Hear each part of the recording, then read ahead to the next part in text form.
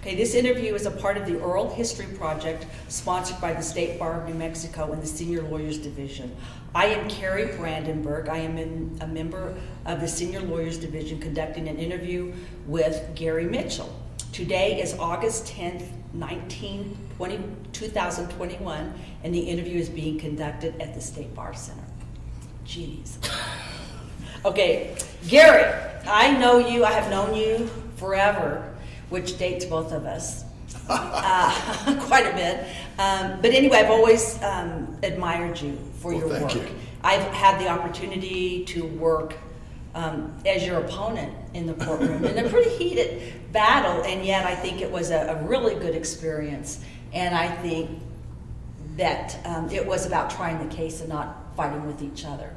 I think you're a legend in New Mexico. And I say that very honestly and candidly. Can you give us a little bit of background in terms of your beginnings, where you were born, Sure. and why are you doing what you've been doing for so long? Well, Carrie, thank you for doing this. And I've long wished we would have done this in the past, because lawyers lose so much history, and they're great storytellers by and large, but we never recorded it, and it's a shame we didn't. And thank you for doing this. I was born in Santa Fe, only because that was the closest hospital, and grew up on a ranch in a small farm, 18 miles north of Encino, which is up by closer to Clients Corners, actually. I'm the eldest of 5 sons, and my dad and mom had a dryland farm and raised cattle, at least when I was there. We lived in a 2-room house without running water or indoor plumbing. We got water off the roof when it rained and put in a cistern, and otherwise we haul water. We had a garden and chickens and milk cows and cattle and raised pinto beans and a little corn. And when I went off to first grade, frankly, I hadn't been around people very much. It was an idyllic life. I loved it. I don't have anything but great memories of it. And I'm sure my mom thought differently, but for me, as a little boy, I thought it was just perfect. So, and on Saturday nights, we had a wind charger, and my dad would charge up the batteries just enough that we could listen to the radio on Saturday nights, and if the atmosphere was right, we could pick up the Gunsmoke on the radio, we could pick up the Lone Ranger on the radio, we could pick up the Louisiana Hayride and the Grand Ole Opry. Yeah. That's about all we could ever get. Yeah. And that was Saturday nights. Otherwise, my parents always had plenty of books around. So by the time I got ready to go to first grade, between my granddad, who lived on a ranch about 12 miles from us, and my mom and dad, I could read because that was just the way it was, and I could write. So I had an advantage when I went into first grade at Encino, New Mexico. Most of the other kids, a lot of them couldn't speak English. So the first day at school was just scary for most of us. We had never been around. I remember the first grade teacher showing the boys how to use the indoor facilities, which I thought was sort of funny later in life. And then, of course, great teacher. She'd been teaching for years. Great about teaching people how to read and write. So, small school, graduated from Encino. Out of the 14 kids in my class, 12 of us went through all 12 years together. So we were like brothers and sisters. And most of them were ranch kids. Even if they lived in town, they still did that kind of work. And that's the kind of community it was. And the other good jobs, there were 3 other good jobs you could get. You could work for the school, which was the #1 thing in the community. You could work for the railroad, which was the best job to have. Or you could work for the highway department, which was about the 3rd best job you could get. My dad had a second job other than the ranching and farming. He worked for the highway department. So the inspiration for becoming a lawyer really comes from this reading and this history, but from my father, who early on, because all the men in that community had fought in World War II, and so they had that attitude of a lot of men that fought in war, and a lot of women that had gone through all the problems of a depression and a war. But they had a sense life is short, enjoy it, have fun, laugh, cut up, and work hard. Be honest. sort of salt of the earth kind of people. So that was what I grew up with. But I remember early on my father saying to me about lawyers. And why he came up with this, I don't know, because he wasn't a lawyer and he didn't go to college even. But he always thought after World War II and the Depression, he would say to me, he says, you know, Gary, as long as there's, the most important person in the community is a lawyer. And I'd say, why, Dad? How about doctors and teachers and ministers? He said, no, a lawyer. As long as you have a good, strong, courageous lawyer in the community, we'll always be free. Well, he believed that. I'm not so sure today I would necessarily agree with him, but I still think there's a lot of merit to that. Yeah. And so that was pretty encouraging. And then in first grade, I'll never forget it. It's like it happened yesterday. I was the tallest kid in the class and the strongest and probably the fastest kid in the class. And we had a bunch of kids out. First grade, we're playing on the merry-go-round out, and there's only one little merry-go-round. And I threw some little kid off of it.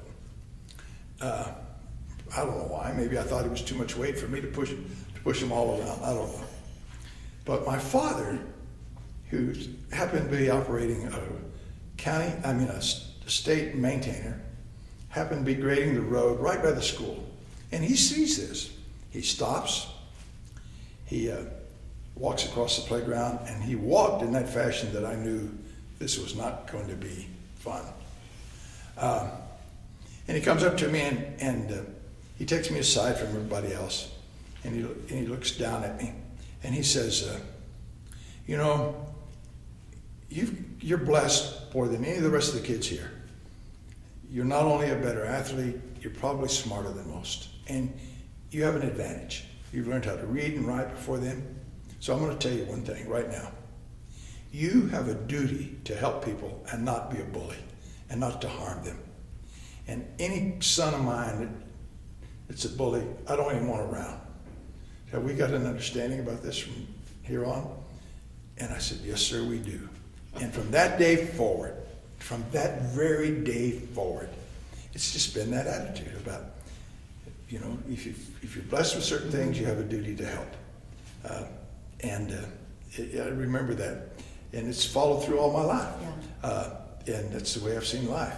Of course, you know, he and my mom, who was this fiery red-headed woman, were passionate about everything, and fight you just tooth and toenail about anything if she thought she was in the right or she thought you were taking advantage of somebody.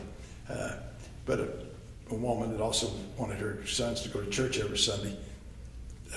And my grandfather, who was the only surviving grandfather that any of us knew, just this big giant of a man who could build anything, work on anything, operate anything, just the kindest, most polite, passionate person, and had a child that was mentally challenged. In those days we said mentally retarded. She had an accident when she was 8 years old, and that's as far as her brain ever took her.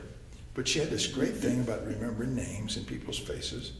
But he got her back from the institution and brought her home because he wanted her to live with him.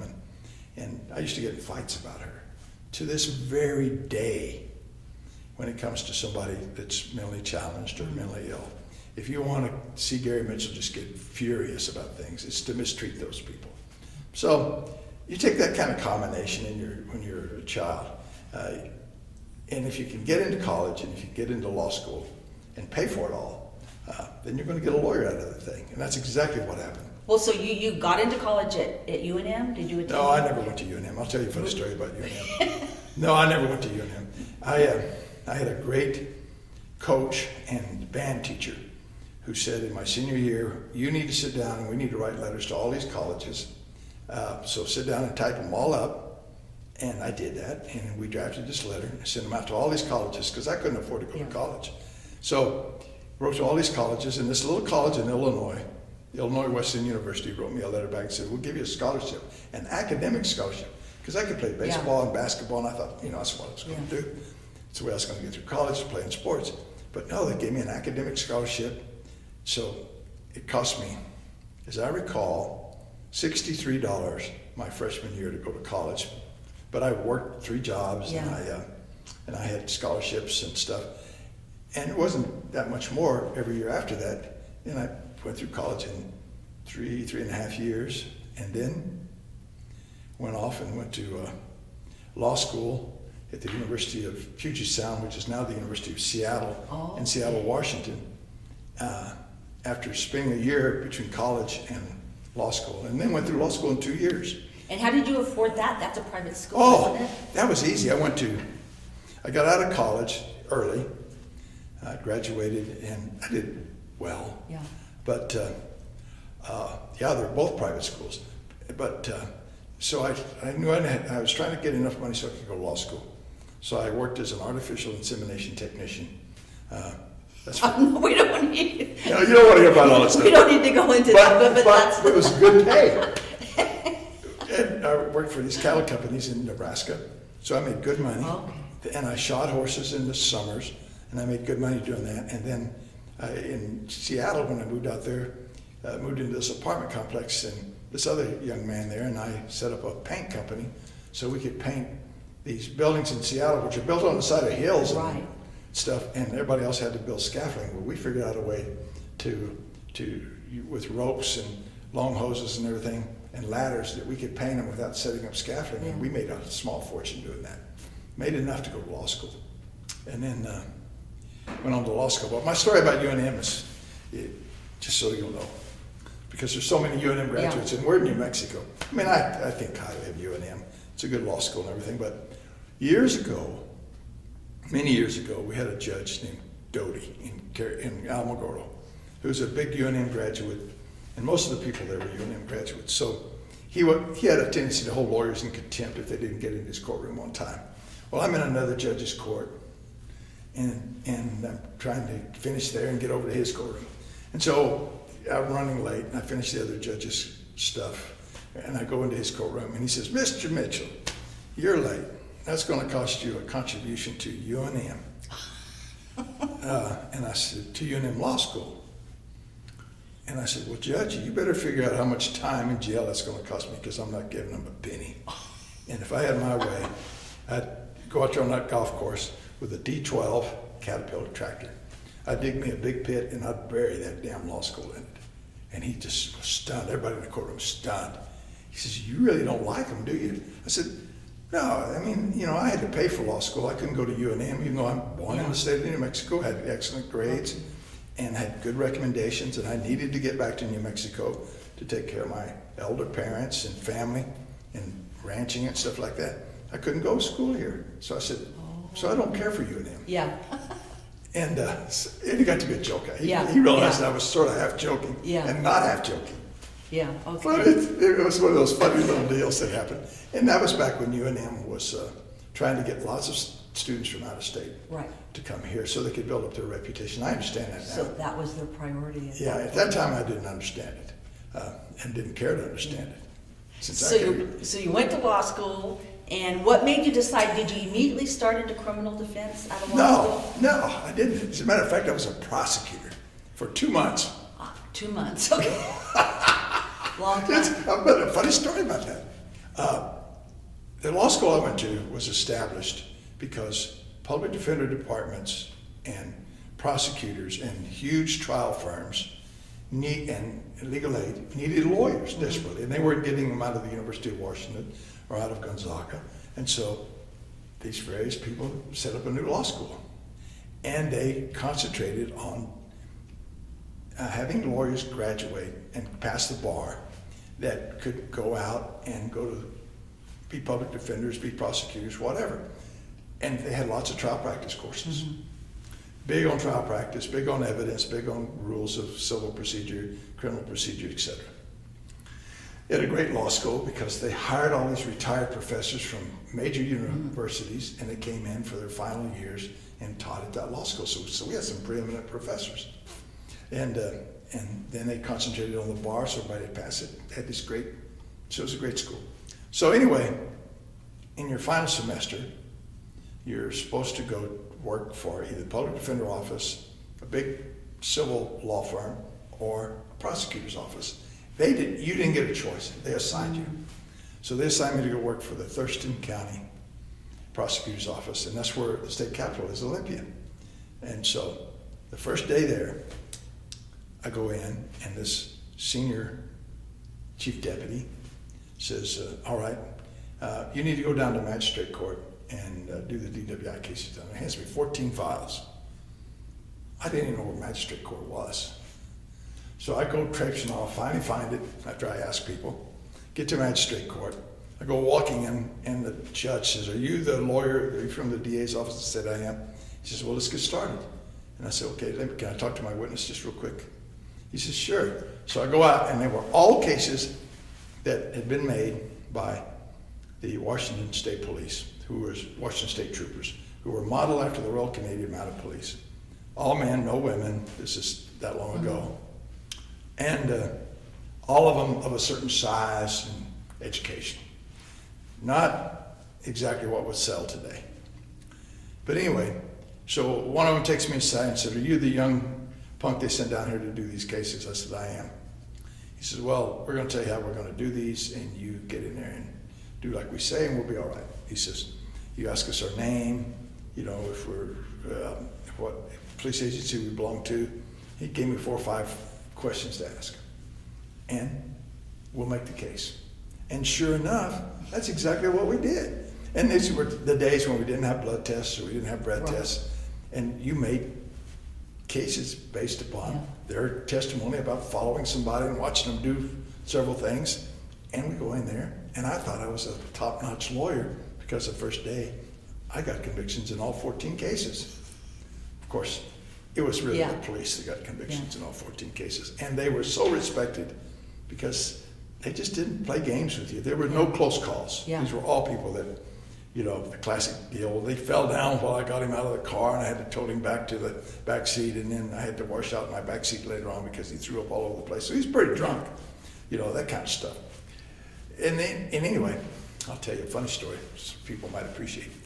So my first case I did in district court, Washington's just like New Mexico. Their courts are modeled just like ours. And so they assigned me this prostitution case to prosecute, an escort service. And since Olympia's and Tacoma and Seattle are all in the Puget Sound, and they're all big, lots of colleges around and lots of young people around, escort services were sort of a thing in those days.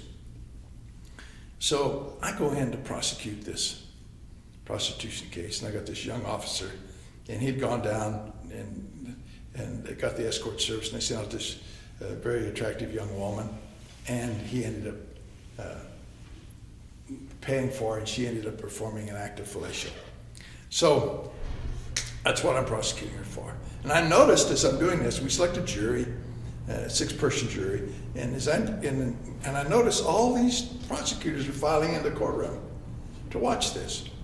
And of course the defendant has this young woman dressed up like she's going to Sunday school, and looking like she was should be become a nun or whatever. Anyway, she's seated there, so it's pretty obvious to me what's fixing to happen. But I notice all these people in the audience, and directly the young officer seated next to me gets really nervous. And I said, "What are you so nervous about?" "I'm the one that should be nervous. This is my first district court trial." He says, and he points to, he nods his head to the young woman who'd come in the audience. He says, "That's my wife." I said, "Really?" I said, I said, "Well, you got to do things for your country and your state." And he looks at me like I'm crazy. So we get ready to start. Before we give the openings, the old judge looks around. Now this judge was a World War II veteran. He'd fought in the Battle of the Bulge and had shot off a leg. So he had a prosthetic leg, and it would get to itching him. And he would take the whole leg off and sit it on the bench so he could scratch his stub while we're having these trials. And so he looks around, he studies everything, he looks at the defendant, he looks over at me, he looks at the young woman, the police officer. And in those days, it was not a large community. So I'm pretty positive he recognized the young officer's wife and the young officer being pretty nervous. And so he says to the defense attorney, Mr. Smith, or whatever his name was, he says, "You just stay right there." He does this to me. waves his finger at me. He says, "Young man, come up here." I go up to the bench. He's got his leg laying on the bench. I'm looking at him. You know, he's one of those old judges that always had a dip of snuff or tobacco in his mouth. He looks at me and leans over the bench. He says, "Young man, you know, I expect you to do the right thing here today." And he says, "Go back to your table." And I'm thinking, what the hell is the right thing? What's he talking about? And the more I think about it, I'm looking around, I'm looking at her, and I'm looking at the jury, and they're not happy to be there. I can tell that. I'm looking at all these people out in the audience thinking, what the hell are these people doing here? And I'm looking at this young officer who didn't want to have this happen. And I walked back and I said, "You know what, Judge? I think it would be justice today if I just dismissed this case." And I said, "So I'm dismissing it." He stands up. He says, "You know, that is exactly the right thing to do." And later on, I found out they were all having a joke. It was to watch what this judge was going to do, what I was going to do, and they thought it was funny. Well, I'm sure the young woman didn't think it was funny, but the young officer could go home, lie to his wife, tell her all would be good. Well, everything was fine, and that's the way you got started. And those were, that was an age and time. And so that's who you dealt with. And that reminds me of, I think we all talk about the old days, the people that have been around a few decades. And I think justice was done. It was done differently. Oh, but sure. I kind of liked the way it was done in the old days. How about today? I mean... Well, I think Carrie, I think you're exactly right. I think it's a totally different thing. Part of it is because judges have to face judicial standards and I can tell you a few more deals just like that, just so you'll know. We had a judge here in Socorro. He's dead now. But I was doing a murder case out of Otero County my client had been a fighter pilot and in the Air Force and had gone from that to become an LA detective and retired. And he was married to his second wife, and they moved up in the mountains, Cloudcroft, and one day she was found dead in the bathtub with what OMI said was a crushed larynx, and so the DA's office decided to prosecute him for murder. Now, our judge decided that what we needed was to have another district judge come in and do a preliminary hearing, thinking that these magistrate judges may not have the ability to understand the complexities of scientific testimony. Well, they understood it, but anyway, that's what happened. So I had hired this expert out of Dallas, Texas. His name was Dr. Petty, and he was old enough to have participated in some way in part of the autopsy of President John Kennedy before the Warren Commission. Now, he didn't actually participate in the autopsy as much as he gave an opinion about things. It's my understanding, at least that's what he said. But he was a preeminent expert. And they had a young doctor at OMI named Patricia McFeely. You probably remember Yes. Dr. McFeely. And so here's my client in the courtroom, and we have all these doctors testifying about whether this was accidental or whether it wasn't, and whether or not the state had any evidence to show that it was premeditated or some type of homicide. Now keep in mind, my client's been in jail. He's seated there beside me at the counsel table, and the first thing that happens is the state puts on Dr. McFeely, and she brings in this Pyrex bowl. And it's one of those Pyrex deals that you put a lid over and plastic deals. And inside of that was my client's wife's larynx and throat. The whole thing was right there. They carved it out and they kept it. So we have it there. And Dr. McFeely testifies, I cross-examine her. And then Dr. Petty testifies, and he gets on there and he's pulling it out of this dish and he's holding it up and showing it to everybody. My client's about to fall underneath the table. He's so sick, and that's his wife, and I'm trying to hold him up and say, just relax, don't look. And Dr. Petty's testifying. Now I've seen this mistake made by lots of young doctors. They make this all the time. I can show you right here that this shows that this was not, this was an accident, and he explains it all in great detail and shows this. Well, at the end of his testimony, before he gets cross-examined by the state, it's lunchtime. And so good old Judge Pablo Marshall, who was a character, leans back and he says to the DA, Mr. Atkins, he says, I'm going to allow Mr. Mitchell to take his client to lunch because I'm sure Mr. Mitchell's making a lot of money off this case and the least he can do is buy his client lunch, even though he's in custody. Now, 3 things are going to happen. 1, he's going to come back. That tells us something. 2, he's not going to come back. That tells us something. Or God is going to strike him down. And that may tell us a lot more. And so, here we go. An old-time judge lets my client go. We come back. Bert can't do anything with much with Dr. Petty. I mean, who could? And so, my client said, there's no probable cause found and he's released. But that was just the nature of these older judges. All the time doing that kind of thing. And just a short story now. Today, sadly, they're smarter, they're better equipped with all the social media and with computers, etc. Research is a lot faster, so there's not much reason to not know the law because you can look it up right there on the bench and have it accessible to you. You may not spend much time reading it, but it's there at least, which is better than the old days when those guys had to count on what they had learned in law school or what maybe they remembered, or maybe they didn't remember, and maybe somebody wrote a short little brief that they dug out of an Amateur Second or America's, something like that, or ALR, and give them some citation to that, which was a great way to do research if you had it. And but honestly, it's too bad because we have put so much pressure on them not to be doing certain things, not to do like I had a judge one time, we divided up all the community property because the attorneys were tired of the fighting, the judge was tired of the fighting, so we go in a room, he takes out $50 and we start flipping it to divide all the property. Today he wouldn't be a judge, we'd be both lawyers would be sanctioned. It worked. We divided up all the property. It's about as good a way as any other way because, we just mark it down and keep the value. So you miss those old guys. You miss the Frank Allens, the Gene Francanis, the Ben Traubs, and the Sneeds, and the Snyders, and the Joneses, and Marshall, and Burks, and I can name judges all over the state. You just don't see too many of that anymore. And I noticed this past year, Carrie, that for some bizarre reason, we seem to lose. It's just very rare anymore you walk in with an old-time judge on the bench anymore.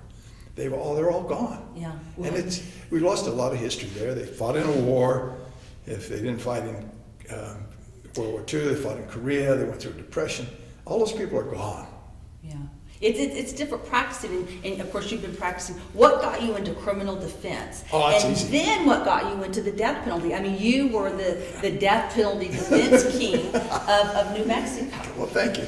I appreciate it. Well, here's what got me into criminal defense. I had a professor named John Strait, and I always knew I was going to be a criminal defense attorney. That's just my nature. I appreciated it too much I spent as a prosecutor, but it was just not me. Yeah. And I knew when I came back to New Mexico, if I could ever find a job, that's what I was going to do. But I'd had a criminal trial practice professor named John Strait. And John Strait had been a public defender for years, and then he was really bright. He had argued before the U.S. Supreme Court, so they made him a professor. But the first day of class, we're packed with all these people that want to be criminal defense attorneys. He comes walking in, he says, here's the scenario.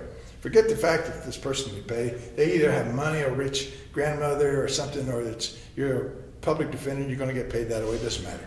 But this guy is accused of pedophilia, having sex with very young girls, and there's a confession. So here's the first question of this class. How many of you would represent him? Well, about half the class raises their hand if they're going to represent him, including me. And about half the class didn't. And so then he says, for those of you who didn't raise your hand, stand up. They stand up in the class. He says, get the hell out of my class. How was that? Yeah. You don't get a choice about who you represent if you're going to be in this world. Yeah. And if you're going to do it right. And so the half left, and it was a smaller class, and we seemed to do a lot better with that class because they were pretty passionate. So when I came back to New Mexico, I couldn't get a job. No prosecutor, no DA's office would hire me. No, the public defender wouldn't even hire me. So the only lawyer I could find that would hire me was a lawyer in Carrizozo named Bill Payne. And Bill Payne hires me, and of course, in Lincoln County at the time, they really didn't have anybody to do all the criminal cases. And we did them on a Friday. And you'd go over to the courtroom, and the judge would bring everybody out of the jail, and he'd put them in the jury box and line them up wherever you need to, and then he'd just pick lawyers and say, that's your client, go talk to him. And they expect you to go talk to him right then, talk to him, come back, and talk to the DA, and you do the case that day. You plead it most of the time. Well, these other lawyers, some of them realized, you know what, Gary Mitchell's got he's got some talent when it comes to this, and he fights back. He knows what, they didn't know what a motion in limine was. Well, I knew what a motion in limine was, and I'd file the stuff, and file suppression, and do all the stuff. So all of a sudden people would say, well, Gary, I'll give you $50 if you'll just cover for me. And pretty soon that's what was happening. I was covering for everybody. And then finally the public defender's office called and said, you know, we really need somebody to do Lincoln County, do the contracts. And then in 1978, that was in 77, in 1978 we started again with the death penalty in the state of New Mexico. And in about the second case that occurred, the first case I didn't do, but the second case that occurred was over at Camp Sierra Blanca, which was then an adult facility near Fort Stanton, New Mexico, in Lincoln County. And the preamble to that case was an inmate escaped. And since it was in Lincoln County, that's where they prosecuted. And since I was doing a lot of public defender work, I got the case. And the client told me, he says, listen, I ran because I'm about to get killed because I've got a snitch jacket. I said, well, what the hell's a snitch jacket? He explained to me what a snitch jacket was, and I understood. And he says, listen, you get killed for this stuff in New Mexico. You do it all the time. I had to run. So I tried to use duress as a defense. Since that case, you can use duress partially. The judge thought I was crazy at the time, but turned out I wasn't. But then I realized, oh, this is not good. And then I get called because we get an inmate stabbed 79 times with an ice pick, and 3 men running who leave the camp in the guard's car, and a young deputy sheriff named Jay McSwain, who was a crack shot, calls for permission on the radio to shoot out the tires of the car. He shoots them out. The car's doing about 70 miles an hour when he shoots them out. So the car goes off the road, out through the Llano, and hits an arroyo and flips over. Luckily, nobody died. By the grace of God or whomever, big stars or whatever. Anyway, so those 3 men are charged with murder, and they're charged with the death penalty, and we begin. And somebody had the right idea to send at least some lawyers out to learn how to do death penalty cases. So they picked Peter Hebert, who was at the time a lawyer out of Alamogordo. He was doing one of the defendants. I was doing another defendant. I think Michael Stout was doing the other. Michael didn't go, but Peter and I went out to Georgia, and we went with Mark Donatelli out of Santa Fe. And we went out to the seminar on how to do death penalty cases in Georgia, which was the right place to go because they had started earlier than everybody else. And they're the ones under Furman versus Georgia that reinstated the death penalty about as quick as anybody. And here they are, those lawyers in Georgia knew what they were doing. So we're going to the seminar, and on Saturday, this was in February, on Saturday, Mark Donatelli comes rushing into the seminar, and he comes rushing up to me and he says, Gary, however you do it, steal it, I don't care, get all the seminar documents you can, all the stuff they passed out. Get boxes of them if you can. Beg, borrow, steal them, I don't care. I said, why, Mark? He says, we've had a riot at the New Mexico State Penitentiary, and I don't know how many have been killed, I haven't taken it back yet. So it was Saturday morning, because they didn't take it back till that night, I believe, or Sunday morning, early. Anyway, we didn't know, but we knew a lot of people had been killed. So we come back to New Mexico with all our stuff, and I think because I went to the seminar, I think I'm going to be on the death penalty bunch. Well, they have this big meeting in Santa Fe. We go up, and we have all these prominent lawyers now, people like Janet Clow and Peter and Mark and Michael Stout, just a whole slew of them. Anyway, a whole slew of them are up there, and they decide that they're going to have a team of lawyers up there that are going to do these riot cases. There were 33 men that were killed. and we thought there'd be a lot of people charged. So I wasn't part of that. So lo and behold, all those guys, everybody else is up there doing the riot stuff, even though there didn't end up being that many death penalty cases. I think 1 or 2 at the most. But we were having all these death penalty cases elsewhere in the state.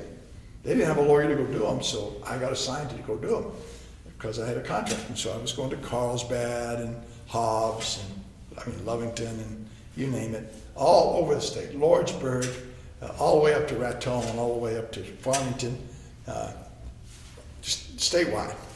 Anytime there's a death case, they were assigning it to me. Well, nobody had ever heard of Gary Mitchell or anything like that. And I had done about 38 of these death penalty cases. I remember that number because I'd counted them when somebody finally said, how many cases who is this guy? And how many cases has he done? So then a student in Albuquerque named Linda Lee Daniels is killed.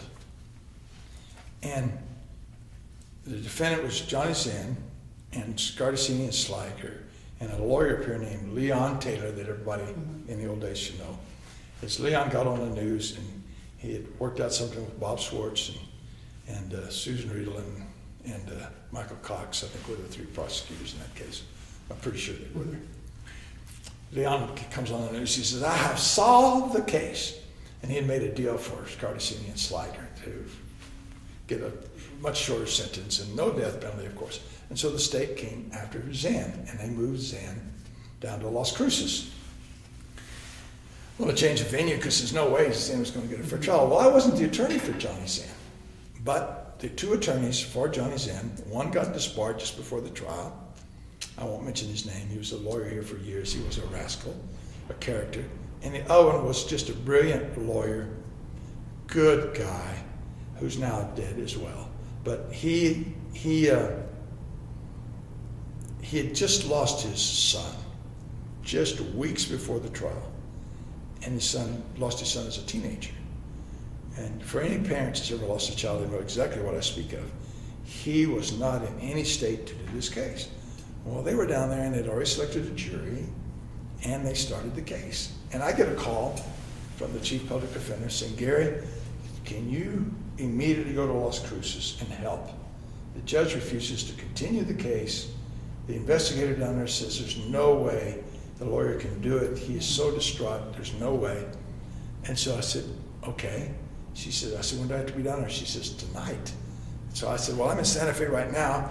So I called home and I said, meet me in Carrizozo with a week's worth of clothes. I'm going to cancel everything I can, and I'm going to do this death penalty case on an emergency basis down in Las Cruces. And I drive down to Las Cruces, and the lawyer that was a defense lawyer was indisposed, and just there was no way. So the investigator and I track each other down, and I said, listen, I haven't read anything on this case. I only know what I read in the journal, and that's not very much. And he says, I'll tell you everything. You don't have time to read anything. And I said, well, where are you in the trial? He says, I can't remember if it was Scardicini or Sliger. One of them was maybe a Sliger, was on the stand. And they had already done direct. So we're up for cross-examination. So he sits down and he just talks to me, and we're up till all hours of the morning. And him just telling me and talking to me. And we had a few documents he would pull up. I said, well, I need this for cross-examination. I need this. And you sure he said this? You're positive? He said, I was there. I know he said this. And I said, okay. So the next morning I go in, the judge says, Judge Deaton says, hello, Mr. Mitchell, I'm glad to have you come in here. The defense counsel didn't show up. The other one wasn't there. He says, are you prepared to begin? I said, I am, Judge, although I think this is really unfair. Yeah. He said, I don't want to hear anything about unfair.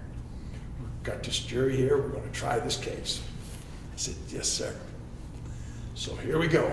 I get up, I cross-examine him, and we start. Well, after that case, Johnny Zinn did not get the death penalty, but he got convicted. Yeah. It was a horrible case. And after that, the journal picked up my name, and so people started saying, so you became famous. Well, I don't know about famous, but people knew who I was after that. And let me ask you something about, you won that case. If you're doing death penalty work, if they don't get the death penalty, you won the case. Yeah, that's what I said. That's the way they look at it.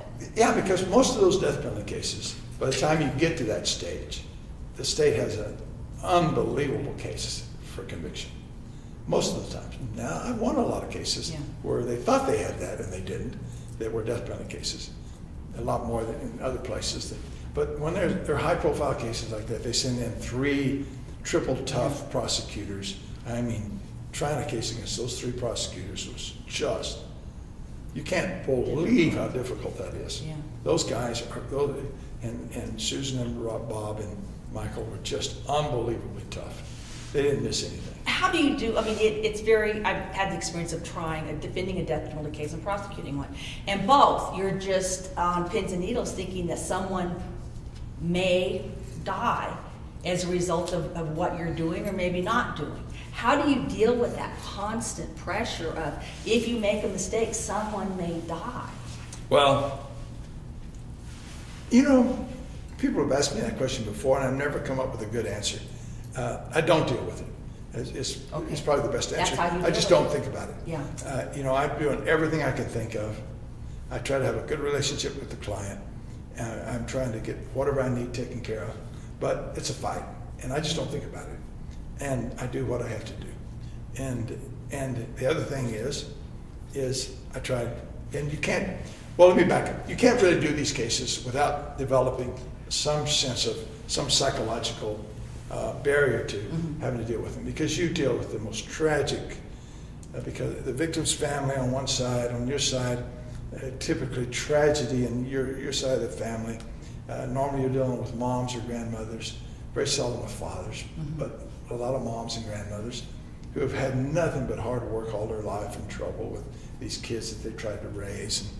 And you deal with drugs and alcohol and mental health issues. So, a long time ago, I took the words of Abraham Lincoln during the Civil War, and I've used them ever since. Abraham Lincoln, somebody asked him how he made it and how he managed to make it through all the horrors of the Civil War. And he says, well, it reminds me of this old man that got up in the middle of the night to go to the privy.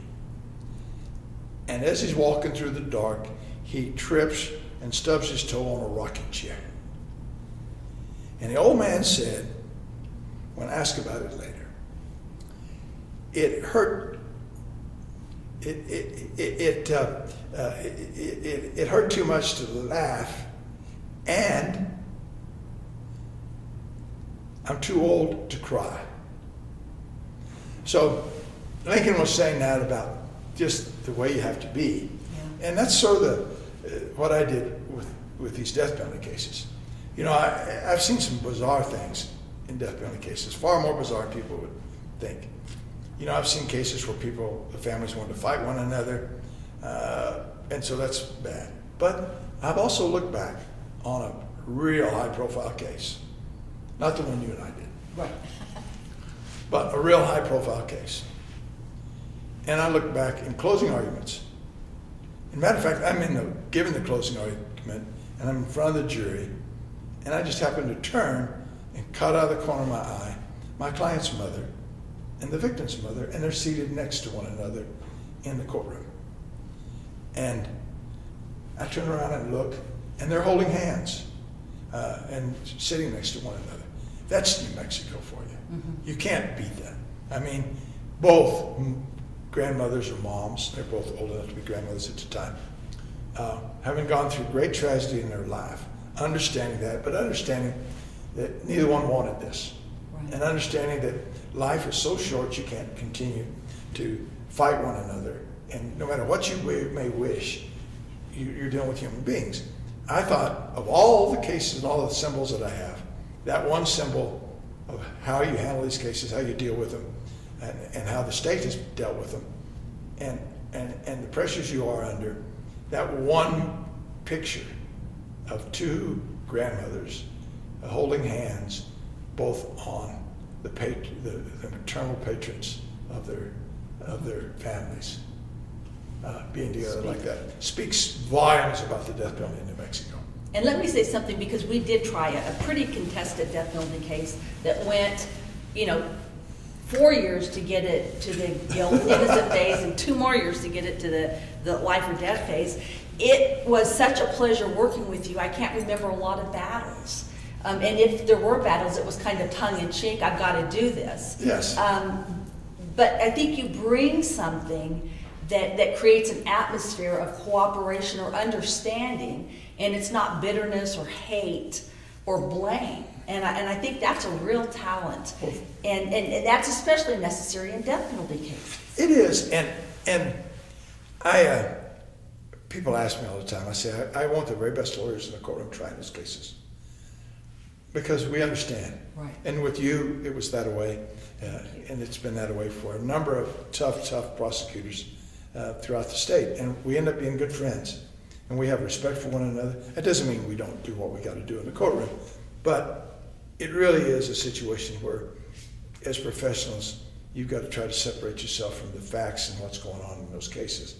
But in New Mexico, and you and I actually, for history's sake here today, did the last death penalty case in the state of New Mexico. In the state. You and I did that.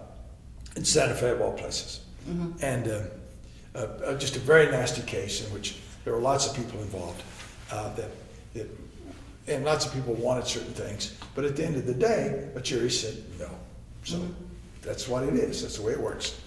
No to the death penalty. And we walked out, shook hands, and are still friends, and talked to one another. And I thank you for that compliment. But that's the way it has to be.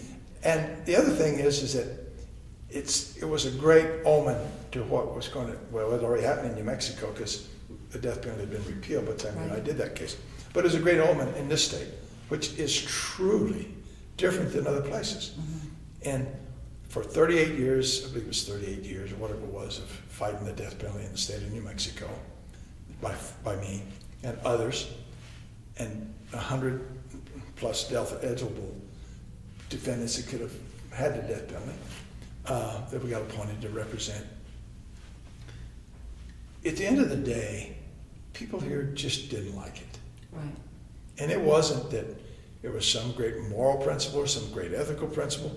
I always said it was the money, but really it was, you cannot waste all these resources doing these type cases on and people here in New Mexico just saying, we really don't want it. And that's what they really said. Mm-hmm. All those years of doing cases. And that's really what it boiled down to. So you tried over 100 death penalty No, cases? not 100 of them went to trial. There were 100 death eligible clients. Some of them we worked out. Some of them we tried, and some of them went to trial and got something less than first-degree murder. Or they there were a number of different ways. But they were over 100 people that were death eligible, meaning out of the various reasons you could give the death penalty, they were there. And out of all those cases, how many clients that you represented got, the death penalty, the ultimate penalty? One. Out of all those cases. And that was Terry Clark. I'll tell you about that case because it's the only one. It's the only one any lawyer ever lost during that time period. Terry Clark was first of all tried back in the early 80s when Tony Anaya was governor. And I wasn't on the team at the time, but the team that represented him at the time decided Governor Anaya is going to pardon these people in the state penitentiary. So let's hurry up and plead Terry Clark out. Just plead him straight up, and we'll get him sentenced, and he'll get pardoned by the governor. He'll spend the rest of his life in prison, but the governor will pardon him. Well, a judge out of Tucumcari had a different idea about that. So they pled him, and then that judge out of Tucumcari wouldn't give him a sentencing hearing. Mm-hmm. So they roll around and they have a sentencing hearing after Tony Anaya is out of office, and after appeals and stuff. And that judge there later on ended up being on the Supreme Court. But he just said, you're not going to get away with this. You're not going to do this. So they had a sentencing hearing. And Terry Clark received a death penalty from a Tucumcari jury. Time rolls by. He takes a direct appeal. He loses. Somebody from Santa Fe calls me and says, Gary, will you do a writ for Terry Clark? Because the law has changed in the nation. And the issue was that the prosecutor had stood up and said, well, we don't know how long this will be a life sentence, and had said that a life sentence may not be 30 years. My good friend Charlie Plath did that in closing. And he was vigorous about it. And of course, our Supreme Court said, that's okay. Well, the United States Supreme Court in the case said, no, that's not okay. So I got that case, I filed a writ, go up to the Supreme Court. They didn't have any choice but to grant it because the U.S. Supreme Court said, you can't do that. So get it reversed, and now he's still in pen, but the state still wants to retry his case for the death penalty. So we marched down to Silver City, New Mexico, and they retried Terry Clark, and I'm representing Terry Clark now. And I've got a pretty good jury. We do this stuff. I put on a number of witnesses. I start to put on Terry Clark's minister. And as I'm walking in the courtroom with him, he says to me, you know, young man, you need to know something. You're going to put me on as his minister, but I'm going to say he should get the death penalty. And I grabbed him and I turned around, walking right out of the courtroom and said, I'm sorry, I don't know why you're saying this or what you're doing, but I'm not putting you on. Yeah. So we go to the jury in that case with the judge out of Portales, who's a real nice judge, and two prosecutors out of the Fifth, and myself. And so it's just nothing, the question is the death penalty. And Terry Clark's case was horrendous. A young girl kidnapped, killed, and no telling us what else happened. So I've got this jury, and I'm watching them during closing argument, and I think, you know, I probably got 2 or 3 of them that'll vote for life. So they go in and they begin to deliberate, and they deliberate for a long time. And one of the jurors gets sick. And the other jurors say, no, Judge, we want an alternate. We don't want her back. We don't want to take a day off and let her get over the flu. It was just a cold flu, but she'd gotten sick and they didn't want her there. And little did I know, at the time, it was because she was 1 or 2 votes against the death penalty. A funny thing happens. All of us, the judge, the district attorneys, and myself, we're all in the courtroom. By that time, the jury's been deliberating a long time. Well, the judge says, I'm going to replace her. And I'm thinking, oh no. And he turns, and the alternate that he replaces her with is seated next to me at the time in the courtroom where we'd all been visiting. Yeah. And the alternate stands up to go deliberate. He turns around to me and he says, sorry, Gary. His exact words. Sorry, Gary. And he goes in the courtroom, in the jury room, to begin deliberating. I'm thinking, oh my God, I don't know what the voting there is, but they just got another one for death. So I hope they had 1 left. And then eventually I could tell she was the one left, because when she came in the courtroom, she was so distraught. And sure enough, that later on talking to the jurors, that's what happened. And the judge told me, he says, well, Gary, you're going to get this case reversed, so don't worry about it. I said, well, I am worried about it. So I wrote the appeal to the Supreme Court on Terry Clark, and Gene Frankini was on there, and who was opposed to the death penalty, but he didn't prevail. So they decided on the death penalty they'd uphold it, and they upheld it for Terry Clark.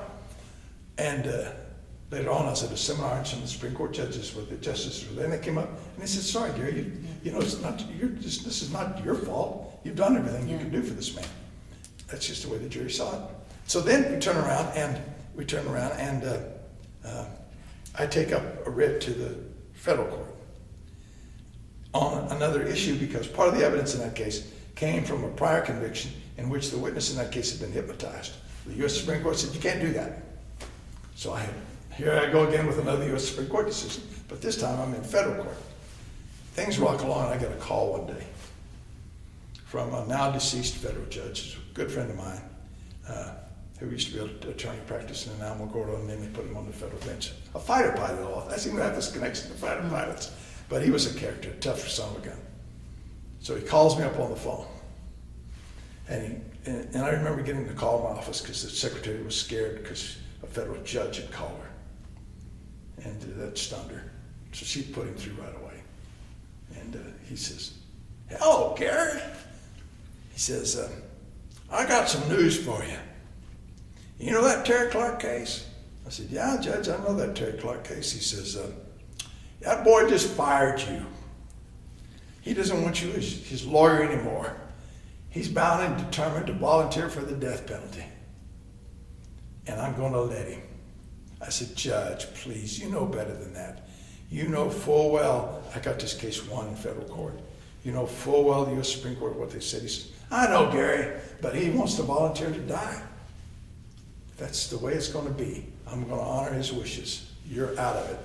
He says, not your fault. You're a good man, but you're out of it. And sure enough, I was. His Baptist ministry convinced him to volunteer for the death penalty. That's what I believe anyway. Yeah. So he did. So some people say, well, you lost that case. And I did. But on the other hand, they said, well, you volunteered for the death penalty. That makes an exception. Doesn't make an exception. Somebody died. I remember one of the jurors in that case called me up the night of or the night before he was to be executed.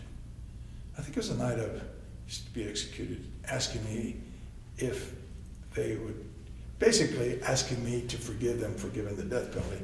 And my comment to him was, I appreciate your thinking about it again. This isn't your fault. If there was ever a death case, this was a death case. And that was the law in New Mexico at the time. And my clients decided, even though I think I could get it reversed in federal court, he's decided that he should go ahead and be executed. That's sort of the case, the story of that case. And in fact, he was executed. Yeah, he was. The first person executed. Yeah, and the only person, decades. the only person executed in, gee whiz, what, 50, 60, 70 years? Anyway, and I was in a hotel room in Carlsbad, New Mexico, of all places, alone, the night he got executed. I always thought it was sort of ironic. It was interesting. Yeah. So that was that case. And there's been lots of others that were just horrific cases. And then there have been those cases that you just look at and you just, that have something sort of funny to them, that lawyers like me, you remember, just like you do, you remember the funny things about judges and stuff. But, you know, by and large, in those cases, you get good judges. People work hard at it. It started out sort of tough in the beginning because nobody knew what they were doing, not even the judges, not the prosecutors, not the defense attorneys, but we worked through it.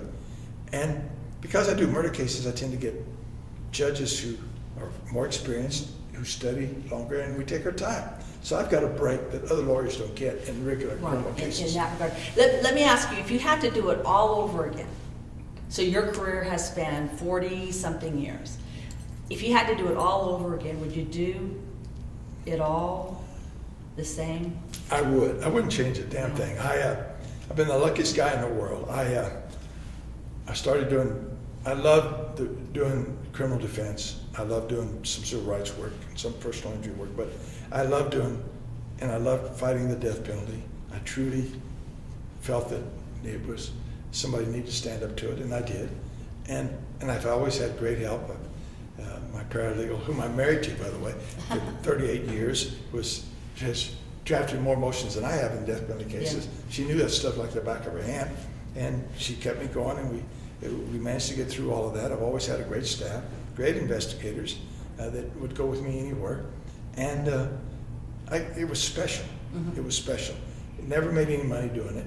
Didn't care about that. I made money doing other things, which is fine. Yeah. I did all right. I'm not uncomfortable. Now, are you going to keep going? And I am. Do you ever plan hanging up your hat? Yeah, one of my good friends like Gary called me up on the phone and said, you know, Gary, he says, I watched you the other day, man. You can't even zip up your pants. You don't know where you are. You thought you were in Las Cruces and you're in Albuquerque.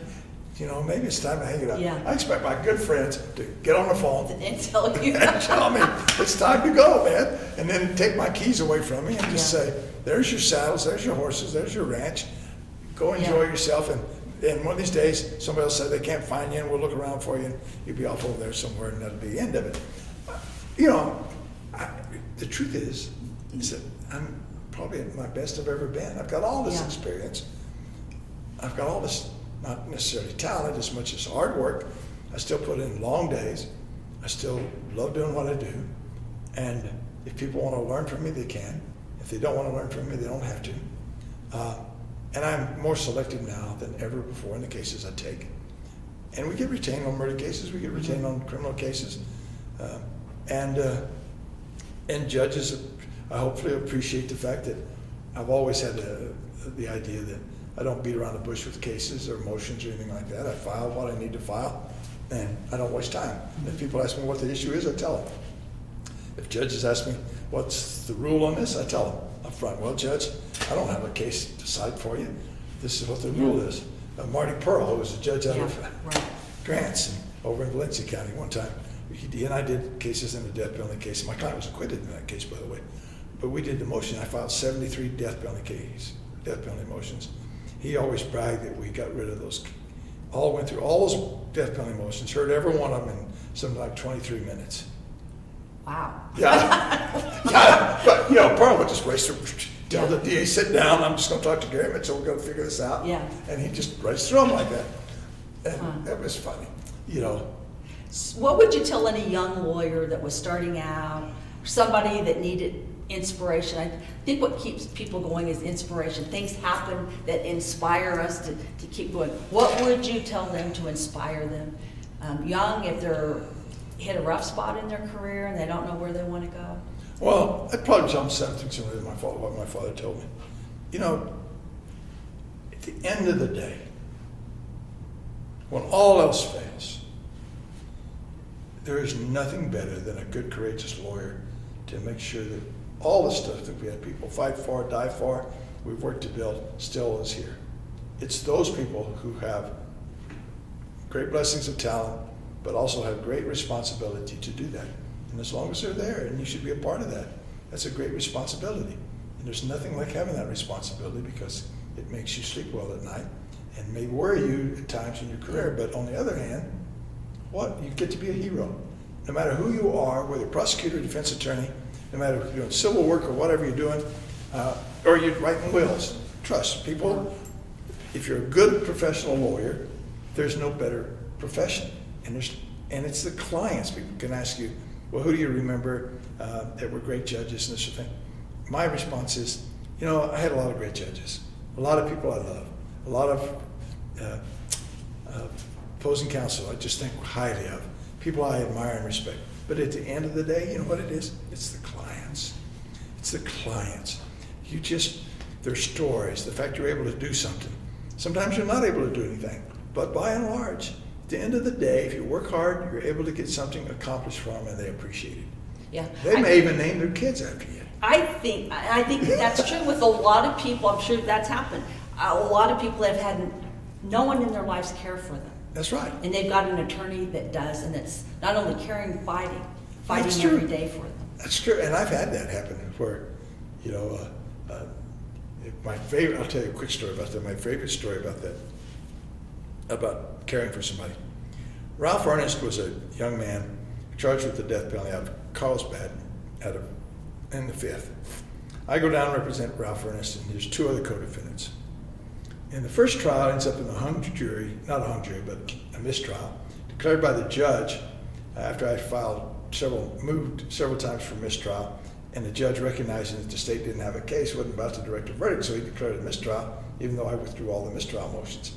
And he says, that's what you get for making motions for mistrial. And if the state may dig up some more evidence or something, I'm gonna give them the chance. And sure enough, the state comes back the next trial and says, Judge, we want to be able to use the statement taken by our investigator of one of the co-defendants when he was trying to make a deal with us, because we think it has the indicia of reliability under a case called Lee out of the Supreme Court when they overturned all these confrontation cases we had for 150 years. So we go to trial. They play that statement. They give a copy to the jury. It's of the co-defendant, and it's basically a confession saying my client was involved, my client was actual murder. So they get a conviction. I saved him from the death penalty. He's sentenced to life. And we don't quit fighting, we appeal. The Supreme Court of the State of New Mexico reverses, saying that's not our law. You have a right to confront witnesses. You have a right to have them in the courtroom and cross-examine them. So we get it reversed. And the AG takes it up to the U.S. Supreme Court and says, nope, we ruled in Lee that you can have just the initial reliability can be done. So back down again. And then on writs. And finally, Justice Scalia in a case writes, nope, we're going back to the good old confrontation. None of this bringing a statement in the courtroom and just reading it. Yeah. That stuff's not going to work, it's particularly when it's testimonial.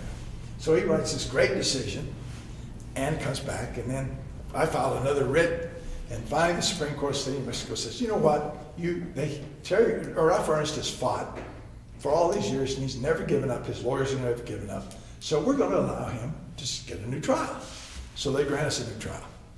We go down, and we're in the courtroom, and the judge says, you guys come in back in my chambers. He says, I want to know what this witness you guys have subpoenaed from former co-defendant is going to say. Because is he going to get up and take the fifth? What's he going to say? So he brings him in the room. The witness gets on, and he says, well, out there in front of the jury, I'm not going to say a damn thing. I'm going to take the fifth, do whatever. Because what can you give me, Judge? You can't hurt me. I'm already doing a life sentence. I'm never getting out. But I'm going to sit in here and tell you one thing. When I gave that statement to the DA, I was just trying to make the best deal I could and be able to walk away from this thing and put it all on Ralph Ernest, who wasn't even present. He wasn't even there. And that's what Ralph had been saying all this time. And the other witness had said he wasn't there. So all three had said he wasn't there. The judge says, really? He says, Judge, I'm a Christian man now, And he goes through all this stuff. He says, but I'll tell you right now, he wasn't there. It's a shame you guys have had him in prison for all this time. 23 years later, so the DA dismissed the murder charge. Anyway, Ralph is in jail. So he doesn't have any clothes to wear. He's going to come out naked as a jaybird out of the jail. Because he's 23 years, he doesn't have any of his civilian clothes. I rush down to Walmart, buy him clothes. So I get him some clothes, and we come back in shoes, the whole works.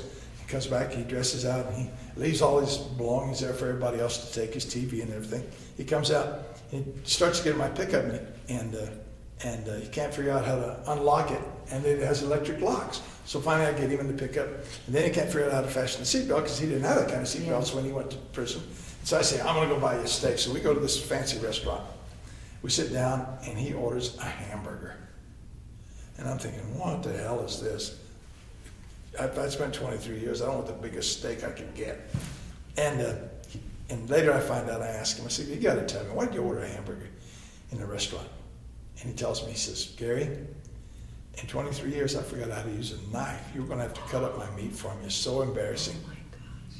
You know, It's just little things like that. I mean, 23 years, Yeah. it just breaks your heart. forget, And so I bought him clothes, did all this stuff. So, you know, we just journeyed together through this turmoil of the justice system for 23 years together. Fought for him in 2 death penalty cases, on appeal. Of course, I had help on appeal because I had the public defender department and a real good lawyer helping me. But it's that kind of stuff. Yeah. At the end of the day, you just go, you know what? When I drove out of Carlsbad that day, I had done the right thing by a man, and I had helped him. And you can't buy that stuff. You can't. For a young lawyer, I guarantee you, there's no feeling like that. And you can't read for it. You can't go to the store and get it at a Walmart. You can't go to an expensive store and find it. They don't put it on the rack. It's worth $1 million. It is. It is. Okay. That's it. Okay, well, thank you. I want to just personally thank you. You have been one of my heroes when I was young, and you probably were young too. But I really want to appreciate you dedicating all of your life, your time, your effort. Well, thank you. To the people of New Mexico. And this is a great state. It is. We have great people, great juries, and that makes us all better. Yeah, we have great lawyers here. Yeah, great lawyers. Okay, thank you very much. Oh, thank you, Carrie.